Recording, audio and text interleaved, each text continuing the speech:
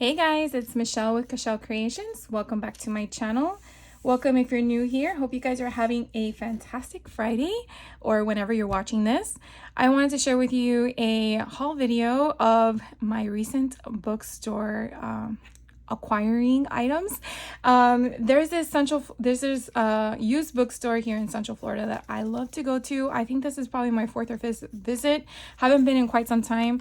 If you're local here in Central Florida, the Bright Light Books in Fern Park, that is their phone number and their address. You definitely want to check them out. My best suggestion is to go first thing in the morning when they open. They are closed on Sundays, so just give you that heads up right there. But their website will tell you their operating hours. But when they open, there's nobody there to bother you. Later in the day, it does get very busy because the shopping center does have other things there. So just let you know. But I love to go to their golden book. Not like I need any, I know, but I still have room for a little bit more. So I wanted to go and peruse. So I find their golden books are priced very reasonably. $2.99 is typically the lowest you'll find. When they're higher, like $3.99 or $5.99, it's mainly because of either the value or the age of the book. So that's just something to note. And then the rest of the books in their bookstore obviously are priced accordingly for the book. So I've never really found a book that was overly priced. And if I did, I just obviously didn't buy it. But I try to go with a budget, or try is the key word. So this one I got was Bambi. I don't believe I have this one in my collection yet. And so I picked this one up. Then I found another Richard Scarry book, but this one actually has 3 books in one for $3.99. So I thought that was a really good value. So I'm not sure if I'm going to alter this one or if I'm going to just pull from it, but I definitely wanted to, no question asked, get this one in my stash because I do know that, or not do know, I think the bunny book is the one I got last. I do know that a lot of people that I watch on YouTube for junk journaling usually always comment about Richard Scarry's illustrations. So I'm really glad that I saw this one. So these are the 3 bunny books that are within this one. So that's kind of neat. I didn't even see that on the back. So I got that one. I did find this Star Wars one, which I do not have. It's called A Galaxy for Everyone. And so I wanted to pick this one up.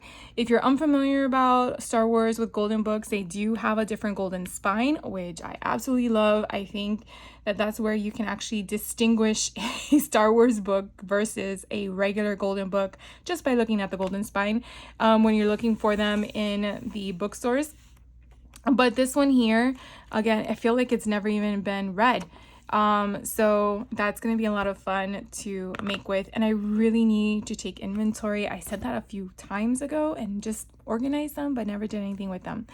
I've never seen one of The Incredibles with Jack Attack. And in my last, I think it was Dollar Tree haul that I shared with you guys this week. I did find some playing cards, or not playing cards, mathematical and numbers with Jack in it. So I'm really happy that I found this book because, you know, I can add that into here for ephemera pieces when I get around to it. The trick is always remembering what you've curated, right? So that way you know where to go to. Iron Man was one I wanted to get into my stash. I feel like I have so much of DC Comics and not Marvel. So I was really happy to see one that was Iron Man. And again, I just think that they're in such great quality. So I got this one. Ratatouille. Your Friend the Rat. This looks so much fun to work with. And so I like how they have like a music sheet on the back, and you just have all these different fun illustrations within it. I probably want to read the story actually for this one, but I really like that. I've never seen one with Ratatouille in it. Onward, I do actually have a few things for this this movie. I don't think I have this one yet. And if I do, I think it's the larger one. So I'm glad I found the smaller one. It was $3.99. I'm fine paying the additional $1. I really have no problem with that because, you know, it is what it is. But no, I know what I got. I got the book. I don't see it right next to me, but it was the book of all their spells. That's what I received. So you see, sometimes you'll eventually get something that goes with something else that you obtained a while ago. So there's always a hidden agenda in life, right? So I got that one. Peter Pan, I think this is my 4th one of this exact one, and I'm good with that. At one point it was $2.49, now it's $2.99 with somebody, but you could definitely see the age of the book. And I don't know if I'm purchasing them because I want to sell them as kits for someone to create them their own, or if I just want to mass produce and then sell them. So I'm still thinking about that. So if you do have any comments that you rather them be completely curated or you're just adding your stuff to it, or if you rather have what they, I think, refer to as a starter kit, where I give you all the material, including the book, price it out, and then you just build it. I would really like to know your feedback if you're one that is interested, because I'm kind of curious to know if people like to just buy it whole or if they just like to receive it and then make with it. Everyone's different. This is a second book that I found like this, and I'm so excited I did, for $2.49. I think the first one I found was $6. And that was at a different used bookstore locally, and I'm not gonna go back there. Winnie the Pooh, mind you, used to be 89 cents back in the day. I don't even know what company that is. Zyra? I guess it was a local store here. But look how pretty these illustrations are. I can't. I love the old style Tigger. And with all the different companies that have been coming out with Winnie the Pooh stuff, you basically can just mix and match depending on what age of your Winnie the Pooh book is, because all the different companies that are rolling out with collections have their own style and technique of illustrating Winnie the Pooh, and I just love it. I love it. I think I've been collecting them all because they just can't stop with just one option. Donald Duck and the Witch Next Door. I wanted this so badly when I saw it. You know, I was actually hoarding my books when I was there because I go with myself. But I was making sure no kids grabbed my stash when I was in the kids section. But anyways, I really, really like this one. So I got that one. And then The Haunted Hot Rod. What? Right up my alley. So this is Goofy and Mickey. And it's Mickey and the Roadster Racers. Never heard of this before, ever. But anyways, I just love the colors in this as well. And I'm being transparent. I actually didn't even open these at the store. I just bought them because I'll open them later with you guys. Mickey Mouse and the Missing Mouseketeers. Now this one, you could tell has been loved. I did not know that they even had anything like this. You could definitely tell the age of the spine itself. Not sure if I will be able to do anything with this or just keep it in my stash. Oh my gosh, look, 1980, it was $8. Oh, I remember the Mouseketeers. I used to watch them all the time when I was younger. This is so cool. Yeah, I might just keep this as just a keep and not do anything more with it. Some books you just have to do that, you know, you just don't touch them. They're just there. This one is Mickey and the Beanstalk. So again, this was kind of funny because I purchased this book after, I believe, I purchased the Mickey and the Beanstalk thin cover one from the Dollar Tree. So the fact that I have two now, I can actually merge them together with the storylines. And that way you have different type of pages to play with. One that's a story intact and another one that is just random ephemera. So I think that's kind of neat. So those were all the golden books I found. And then the non-golden books. Well, I guess I have a few more golden books. Let me show you those. Here we go. So this is the big golden books. I'm not sure if you guys know that they have them, but they do. They are priced a little bit bigger because the size of the books are much larger.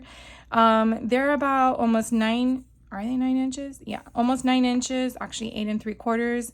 And then the height is about 11 inches. So these would actually be perfect for your 12 by 12 pages. If you like working in that size, you would definitely just have to put pages together if you wanted them to be long enough, but the height you would just have to shave off a few. So I got this one that was Moana. This was $4.99. And I think $4.99 is a reasonable priced option for this. Now I do have Moana in the smaller regular size golden books, so I'm glad I got one that's a bigger one to play with. The next one I got was Wreck-It Ralph. I have not seen a Wreck-It Ralph golden book this big, so I wanted to definitely get my hands on it. And I just love the colors. I think one of Vicky Boone's collections, I want to say Candy Crush? No, it was Sugar Rush. Sugar Rush would probably go perfect with this. And that's typically what I do. I try to find the collections I have on hand that I can curate with books based on the color themes. Not specifically being literal with the concept, but I think the colors in that would go perfectly. Guys, look what I found. I can't make this stuff up, I'm telling you. So again, earlier this week I shared with you all this stuff that I was been curating for my candy box junk journals, and I found a gigantic Inside Out book. Jade owned this one, which I love that she owned it, but I definitely cannot wait to play with this one. And then just whatever I had left over from the other candy box junk journals, which hopefully I have started for you guys by and sharing with you guys next week. Yeah, I can make with this one. So what I like to also do as well, if there's a movie component to the book I'm making, is I like to watch the movie while I'm making it, because why not? It's kind of fun that way. And also you get inspiration from piecing things together. The golden books now that I did not oh look, this one's a golden book. Oh gosh. The golden books that I did not purchase, these are the ones that I found. So I found DuckTales Adventures Guide. I don't know about you guys. This was so these three were $8 each. These three were $8 each. This I love. It kind of gave me Indiana Jones vibes as I was showing it to my daughter. She referenced it, which I felt like, oh my god, you're right. But their stories and their adventures that the DuckTales go on, which I thought were so fun. And I'm not sure if I want to just use the page from here or if I want to like copy it and put it on printable ephemera. But I couldn't pass this one up. Look at this one, Solving a Mystery. If you know me, you know me. This is like so much fun. So again, sometimes you just gotta pull the book down off the shelf and just filter through it. So I did filter through these big ones. I didn't for any of the other ones I shared with you. Another one I found, Walt Disney Storyland Golden Book 55 Favorite Stories. This one was again $8. Erin owned this book. And again, it just has an abundance. Look at all these. I mean, there are 55 of them in there, but from the stories itself, from the imagery, again, I don't know if I'm going to pull the whole story from here and make a book out of it, or if I'm going to incorporate it into something else. If I'm just going to use the ephemera, I'm not sure. Because some pages do overlap with others. Like this is 101 Dalmatians, but this one ends one, I think is the Beanstalk one. So here we go again with the Beanstalk. So that's 3 little sections of Beanstalk that I can weld together. But I just love the illustration. Oh, look, is this Davy Crockett? Look at that Davy Crockett. King of the Wild Frontier. So again, I love this. There are some torn pages in here that I did see when I was going through it, but nothing of major concern. But I really thought this was a good find. Like this one here, like, you know, it is what it is. This is probably where I'll use my cello tape from Tim Holtz to give it that patina. But I love it. This little guy, he had a book on the shelf. I did not grab it because he's cute, but I guess I'm too young to know that storyline. But he's in here. Now I do see that there is a mark on this one. Where was it? So someone left something in there. But again, it is what it is. You know, a used book is a used book for sale for a reason, right? So that was a Storyland. Then I found this one. Oh my gosh. I always feel like every time I go, I find like a creme de la creme book that's like chef's kiss. So this one I found is villains, but it's not just villains of princesses. It's all the villains. So this one I'm definitely not, you see there's missing pages. You know, you just have to accept.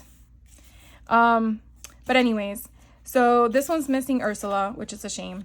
But you have Hades. I'll just filter through it. You have Maleficent. You have the Deception, right? And then you have their little snippet of what they are. But I'm thinking that I might, oh my gosh. I'm thinking that I might copy these pages because, again, of what's on the other side. Like, I might want to keep that guy because I'm going to do Moana, but I don't want to get rid of him because then it takes away from, you know, this page. So it just depends on what I might do. But at the same time, look, here's another missing page, probably of Toy Story concepts because of the Zurg. But, you know, like this one, this will go perfect with my Ratatouille book. So yeah, I mean, it's a hit or miss sometimes. But what can you do about it, right? So this was, again, one that I purchased. And then at this particular bookstore, I don't know if it's because you purchase so much, because every time I go, I do purchase more than $50. You're able to choose 2 books for free off of their side register. They have like a section. I always try to look for golden books, of course. Why wouldn't I not? But they didn't have any this time around. So I did just catch the eye of the cover and I grabbed them. So this one was top 10 worst scary dinosaurs you wouldn't want to meet, and the illustration on the front was just hilarious to me.